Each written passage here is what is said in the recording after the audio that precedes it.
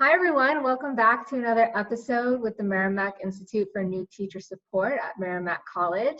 Today, we are joined by Kelsey Lessard. Kelsey Lessard is the Dean of Curriculum and Instruction for kindergarten through first grade at the Arlington Elementary School in Lawrence, Massachusetts. Kelsey is also an alumni from the Merrimack College's graduate program as well. And we're so excited to have her here to share her area of interest in fostering positive relationships in the school. So thank you so much for being here. We're so happy to have you. Thank you. I'm so excited to share. I'm going to get started. So today I'm going to be walking through a little presentation around redefining homework expectations to increase positive relationships between teachers and students. So it's sort of just telling a story here, but hopefully something resonates with everyone watching. So here we go. This story begins in my 5th year of teaching first grade at a turnaround school in Lawrence, Massachusetts. My school is a unique and special place filled with love and perseverance. Every year there were improvements in issues with behavior, social emotional concerns, struggles in work completion and motivation and attendance. The school itself has come a long way since the turnaround efforts began around 2011, but there's still a long way to go. We're making progress every year. The school experience for our students is really different than other experiences in surrounding districts. Many of our students face issues with food insecurity or inconsistencies at home because it is a struggling urban district. Most parents in our community work long hours or night shifts, which means there are varied levels of academic support at home. And our school was an extended day school where most students were in the building from almost 7 a.m. to 4 p.m. So a really long day. And as a teacher, there were moments of huge success and growth, but there were times where it felt like I was swimming against the current and barely making progress with my students sometimes. After years of establishing routines and safety within the building, we started to see a huge change in staff and student morale. So we were in a place where teachers could finally start to shift mindsets to a more asset-based, positive, relationship-centered system of behavior intervention, which we're still growing and working on. And teachers are encouraged to focus on the positive behaviors in the classroom instead of focusing on or calling out negative behaviors. And this really creates a community where hard work and kindness are the preferred actions, and any distracting behaviors can be resolved quickly and discreetly.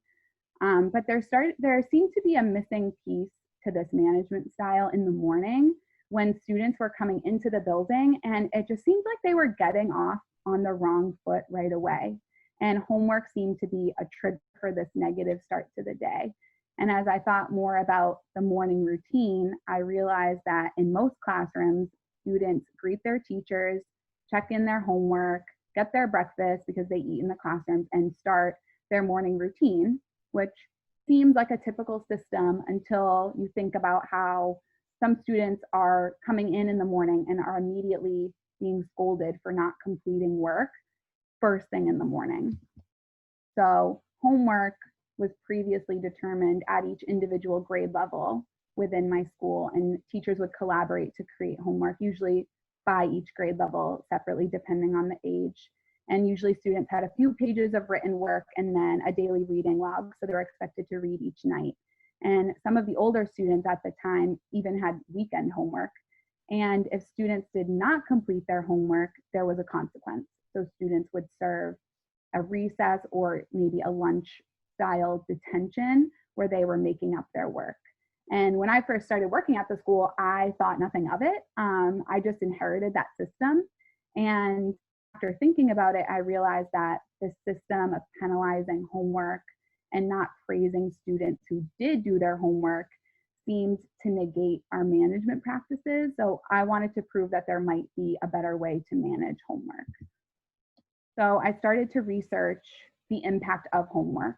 And this actually worked out perfectly because at the time I was trying to decide what to do for my capstone research project for my master's at Merrimack. And so I was going back and forth with some different ideas, and it aligned great with looking at homework. So I started to ask myself, why do we give homework? What is the benefit? Does it help families? Does it help students? Does it help teachers to understand their students? Does it impact the long-term success of students? And what I found was that homework had really just become a routine. Some teachers felt like it gave the parents insight into what their students were learning about at school. Some teachers felt like it was just an important routine that all students should learn as a basic life skill. But teachers were not always using the homework data for anything. And there also wasn't really enough planning time in the school day for teachers to even differentiate homework based on every single student's individual needs. So some students were getting homework that was maybe just way too challenging for them or too easy and wasn't really exactly what they needed to be working on anyway. Also, our students were already in school for really extended hours. So they were already at school for so long, and it seemed really inequitable to provide them with additional work to do at home. And a lot of our students were just exhausted at the end of the day. So the thought of them going home and doing another half an hour or even hour amount of work, it didn't seem right. And the biggest issue that came to light when I was investigating homework was the negative impact it was having on some of our most at-risk students as they started their school day. So I really sat with it and started imagining the routine for some of our students. So I imagined, okay, there's a child struggling through the school day, almost 9-hour school day. Maybe they're tired, maybe didn't sleep well, maybe they're struggling to learn English, maybe they have inconsistent support at home, maybe they have food insecurities, maybe they've suffered extreme trauma at home. The child finally gets home from school and is just trying to navigate the world around them, trying to help with chores around the house, maybe having to stay with a family member or a friend until their parents get home. Maybe they have no pencil or no way to complete their work. Maybe they don't even have a quiet place at home to do their work. And then they go to bed, wake up, get to school, and their very first interaction with their teacher is being told that they're missing recess, which is the only free, unstructured time of their day. And then the child is expected to go about their day just following the rules, getting work done, all with a smile. And they know the whole time that they're not even going to get to play at recess. So then the whole process starts again. And it's all because they didn't complete this sheet of math facts or a reading passage that maybe I photocopied last Friday to get ahead on plans and didn't even put too much thought into. And I remember the moment that I sat with that and had that realization. I was so incredibly sad that I was an active and unaware participant of this cycle, and homework and the fact that I was penalizing students for not completing it cannot be the most effective way to spend time in the school day. It also has a huge impact on the social emotional well-being of students, specifically in the population of students that I serve in my community. So when I brought this thought to leaders at the time, there was a sense of hesitation because homework has always just been a part of school.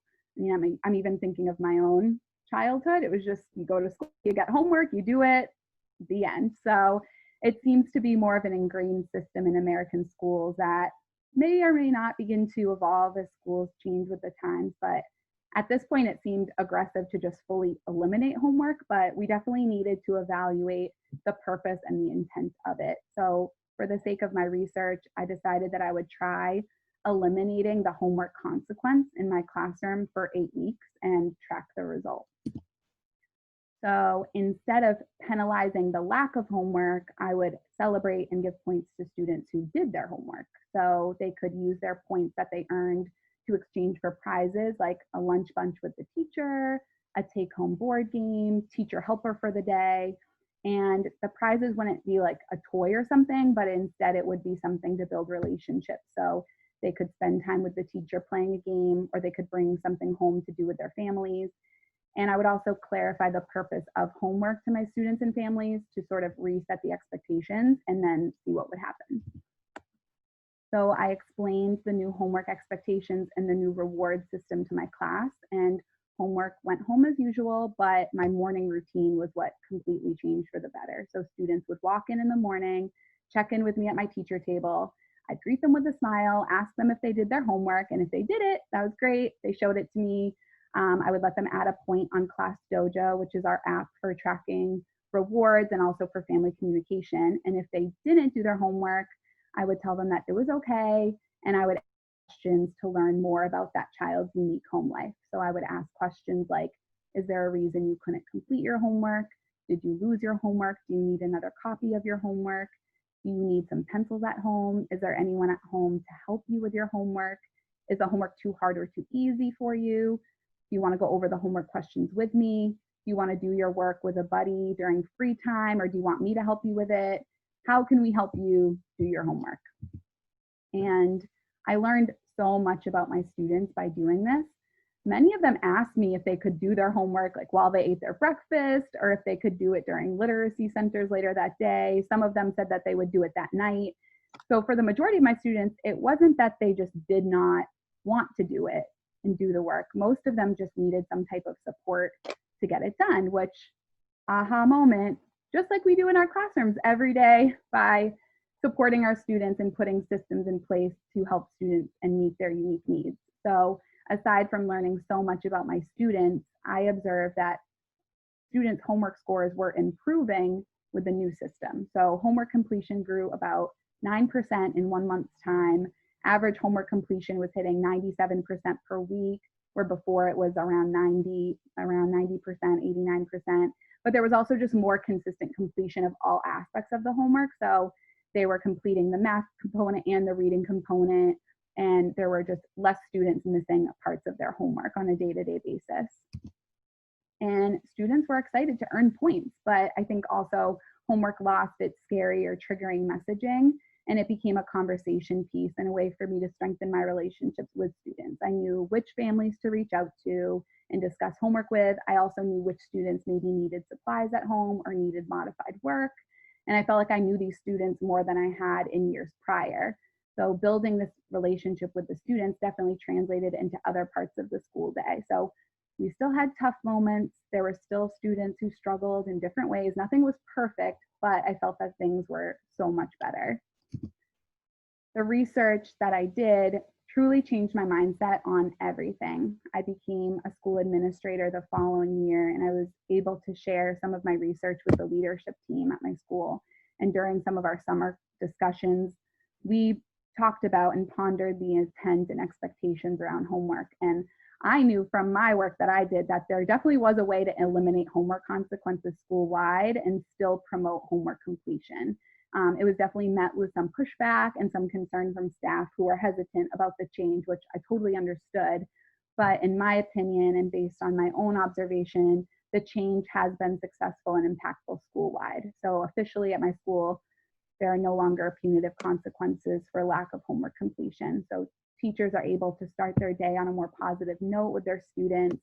And we're also acknowledging that our students all have unique life situations and experiences. Not every student is able to go home and complete more work, and that's okay. Just like in the building, we meet students where they're at and provide support where it's needed. And now we're just doing the same for homework. So this investigation and research has seeped into all my practices as a dean of curriculum and instruction. I'm always brainstorming ways that daily practice of staff can focus more on assets, strengths, relationship building, instead of pointing out the negatives. And it's a larger mindset shift, but I think that over the next several years, we'll start to see the fruits of our labor, and hopefully the positivity just spreads around the whole building. I was so excited when my little research project actually had an impact on a whole school issue. And part of my job now is supporting and coaching teachers. I really enjoy seeing new teachers develop during their first few years. It's exciting to see all of those aha moments that are necessary to make new teachers grow into amazing veteran teachers. I remember being a new teacher myself and feeling so lost and stressed. And I know everyone says it, but the first year of teaching is the hardest year, but it does get better. You will be okay.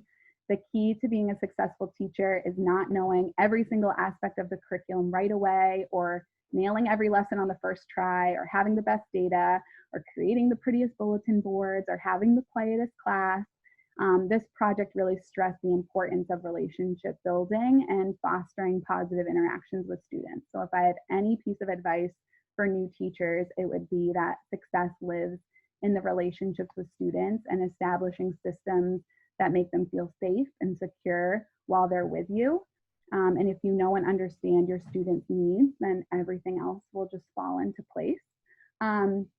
For new teachers as well, or teachers who are looking to maybe ask questions within their school or have some questions about different routines and procedures in the building, I encourage everyone to read the book Start with the Why by Simon Zinec. This book guided some of the work that I did here, but really thinking about the purpose and the intent behind your decisions and knowing it really well so that when you present something to your students or something to your families or to your peers, you can really have confidence and know that what you're doing is making a difference. So this was just one resource that helped guide me through some of the work that I did during this whole project. So that is my story. Thank you so much for letting me share all of that info.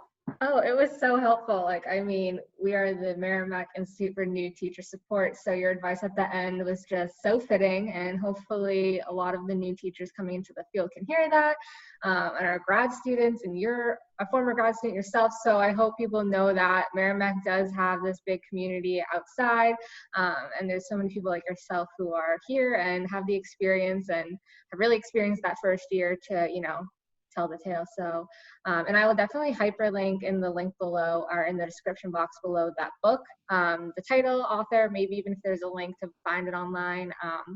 Yeah, any type of resources right now we're so thankful to have. So yeah, definitely do that. But yeah, so thank you so much for sharing all of that. I think it's all so important and it's very fitting with, you know, everyday life as a teacher.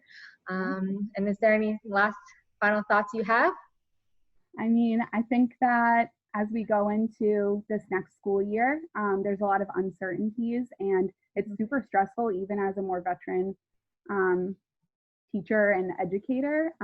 So just as things develop with new plans for remote learning or for just schools looking really different in the fall, I just encourage everyone to stay positive and persevere it. And I know that we will all be able to collaborate and get through this together. So Yes. that's my last minute thought there. Thank you. Yeah, so we're all on this together, and for the men's community out there, if there's anything else you'd like from us, we're here for you in the summer, getting ready for the fall. Please reach out. I'll put all of our social media contact in the description box below, as well as the men's email contact. So please keep an eye out for any upcoming opportunities, and we'll see you in the next video. Bye, everybody.